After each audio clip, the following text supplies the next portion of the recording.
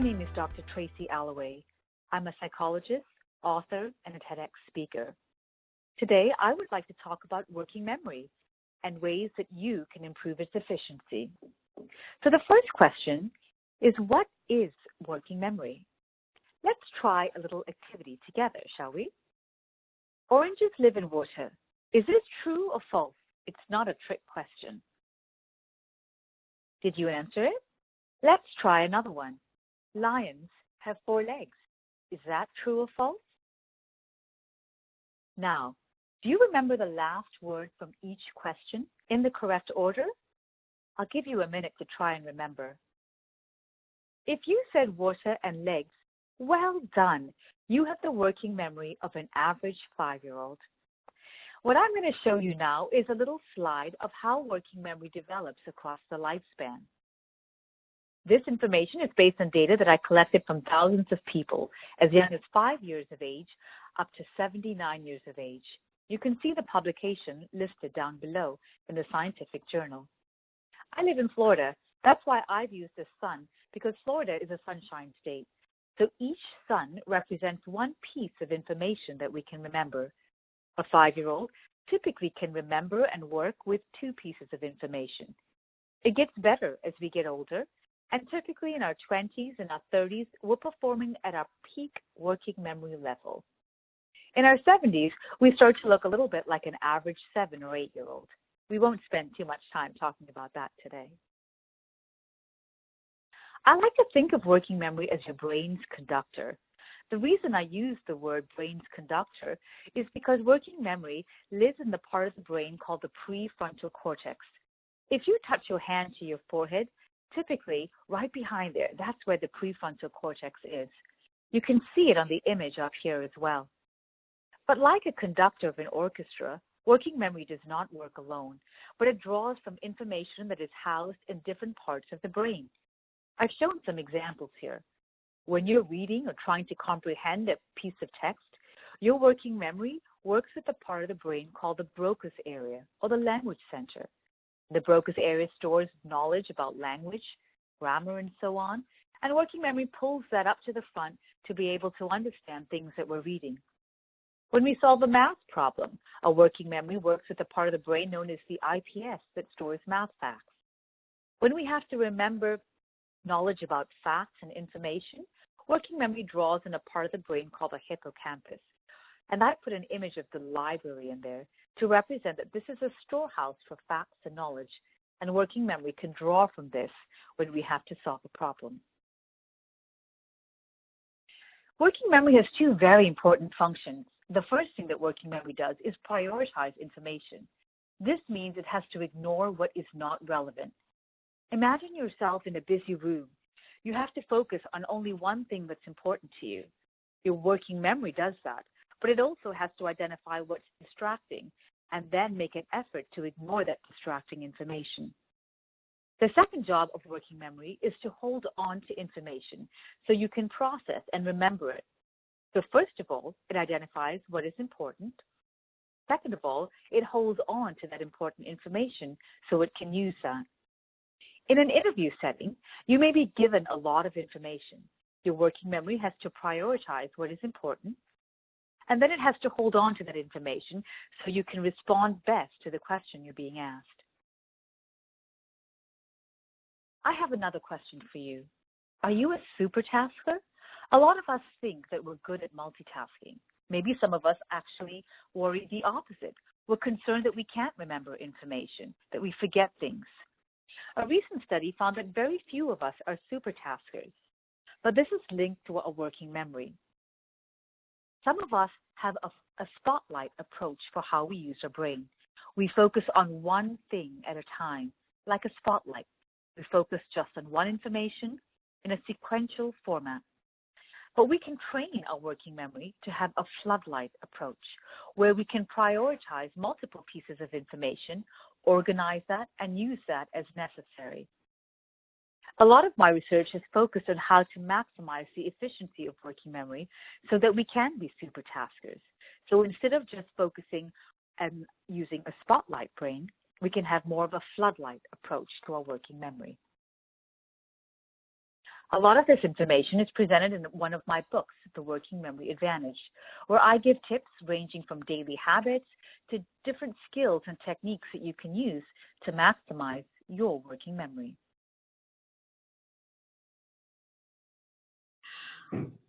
As a psychologist and researcher, I'm also interested in what decisions we make in everyday life that can actually affect and maybe even improve working memory. I like running, and so I wanted to look more into what kind of exercise and physical activity might benefit working memory. This particular study jumped out at me. You're looking at some research by a Japanese colleague looking specifically at working memory. What you can see is that this researcher put special caps with electrodes on as people were walking on a treadmill. You can see how fast they were walking or even running at a moderate pace. And what you're looking at in the color activation is what parts of the brain are receiving oxygen flow as they're exercising.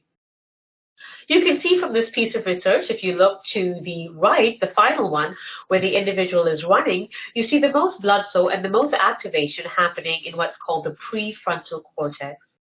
The prefrontal cortex is often thought of as the home of working memory. When we use a working memory, whether it's during an interview, during a conversation, or taking in new information, it's the prefrontal cortex that shows activation. So this is a great starting point. Physical activity, such as a moderate running pace, can actually be of benefit to working memory. But I wanted to take this a little further. I used to live in Scotland. That's where I got my PhD at the University of Edinburgh, and I used to love running in the Highlands. The grass was soft and plush and felt wonderful under my feet. I especially love running barefoot.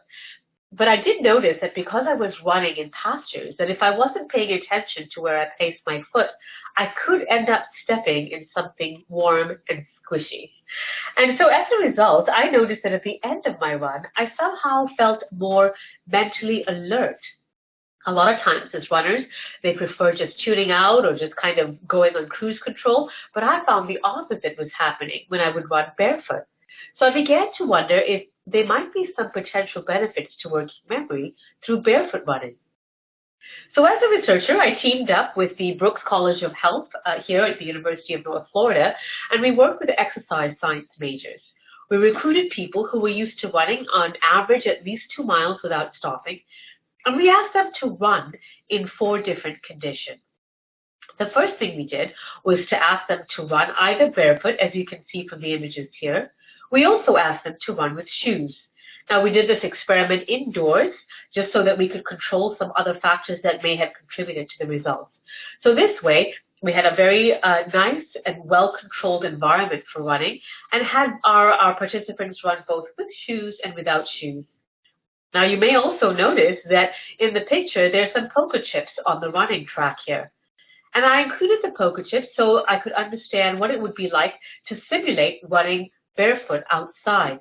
When you run outdoors barefoot, you're far more attentive to the ground. You want to make sure that you land on what you might call a safe zone. You don't want to step on some rocks or some twigs or something that could potentially hurt your foot. And so those chips on our running track were intended to simulate those safe spots for the feet to land on. So you can see we also had our runners run with having to land safely on those poker chips. And if you look at the other image, we also have them run without the poker chips. So those were our 4 conditions: running with shoes on poker chips, without poker chips, running barefoot with poker chips and without poker chips. I found something really fascinating in these results.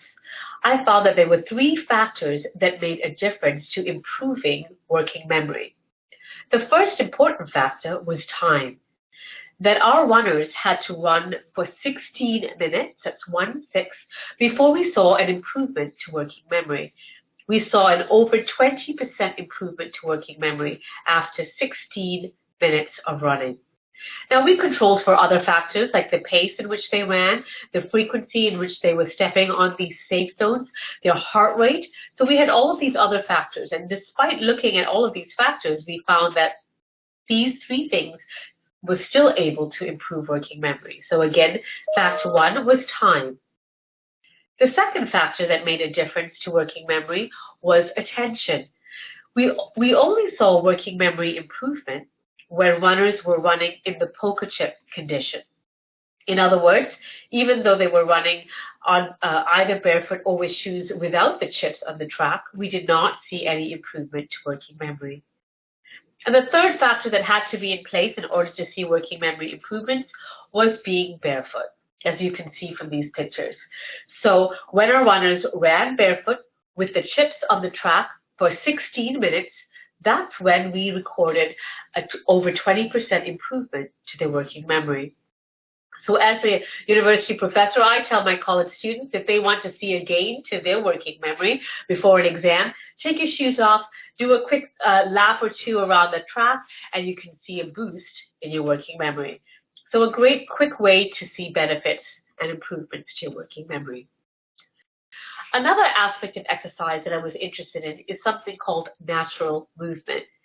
And there's a growing movement, pun intended, among people that want to go back to the way in which we used to play when we were children, when you're at a playground, swinging on those monkey bars, crawling around in the grass, balancing.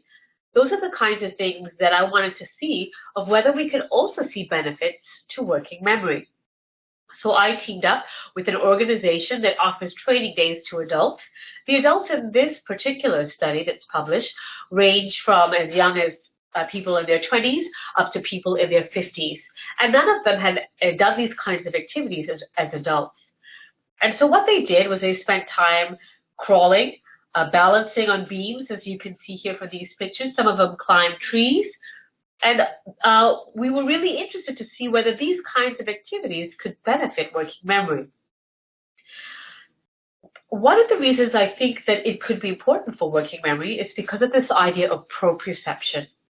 Proprioception refers to your body's awareness of its position in space. Think about when you have to climb a tree or when you have to balance. You have to constantly be aware of where your hand placement is, where your feet are, so that you don't make a misstep and fall. That's proprioception. So in order to see if proprioception could make a difference to working memory, we also compare them to another group of adults who were also engaging in proprioceptive activities, specifically yoga. Yoga is a very proprioceptively demanding activity. The particular yoga that we used in our study was something that involved focusing on the body's position, where their foot was, where their hips were, where their shoulders were, and so on. The main difference between the natural movement group that you see in these images and our yoga group was that our yoga group was static. They stayed on a fixed point on their mat while being proprioceptively aware, while being aware of their body's position in space. In contrast, our natural movement group were also proprioceptively aware, but they were highly dynamic. They were constantly moving. Now, some of you might be wondering, if this is the first time this group is doing this activity, they also may show any potential improvements to working memory simply because they're learning something new and not necessarily because of proprioception. So in order to control for this, I added a third group. And these were people that were learning new information in a classroom setting, but they were simply seated at a desk, so they were not dynamic, they were static. And they were also not required to be proprioceptively aware. They did not have to focus on their body's position in space, but they did have to be cognitively engaged. They had to take in new information. So across these three groups, I could see which one of these may show improvements to working memory. Did it matter if you were proprioceptively dynamic? Did it matter if you were proprioceptively static? Or did it matter if you were taking in new information but were neither proprioceptively aware nor dynamic? Here's what we found. That our proprioceptively dynamic group showed significant improvements to their working memory after their training session. Now, they showed an improvement of, I believe, 22 to 23% as a group. This is a big improvement after just a single session of training.